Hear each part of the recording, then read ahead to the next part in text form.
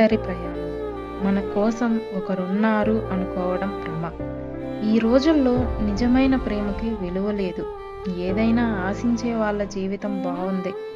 ఏమీ ఆశించకుండా ఒక్క ప్రేమ ఉంటే చాలు అని కోరుకునే వాళ్ళ జీవితంలో బాధ తప్ప ఏమీ మిగలలేదు. అందుకే ఒంటరిగా ఉండటం అలవాటు చేసుకుంటే బాధపడాల్సిన అవసరం ఉండదు.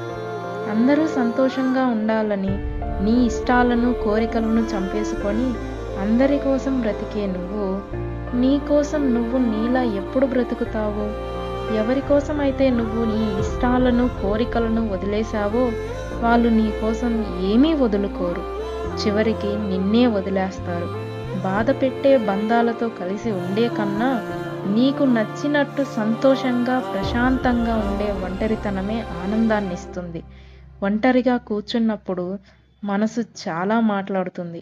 గతం తిరిగి వస్తుంది. జ్ఞాపకాలు ముసురుకుంటాయి. ఎవరైనా అర్థం చేసుకుంటారు అని ఎదురు చూస్తాం. కానీ చివరికి మనమే మనకు సమాధానం చెప్పుకోవాలి.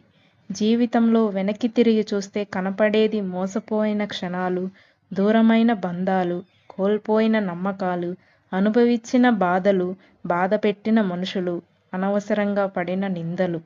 ఒక్కోసారి అనిపిస్తుంది ఈరోజు అనుభవిస్తున్న బాధకి కారణం మనమేనేమో అని.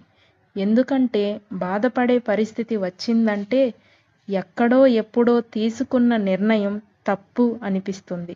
అవకాశం, అవసరం, అవమానం జీవితంలో చాలా నేర్పిస్తాయి. ఒంటరితనం శిక్ష కాదు, అది మనల్ని మనం అర్థం చేసుకునే సమయం.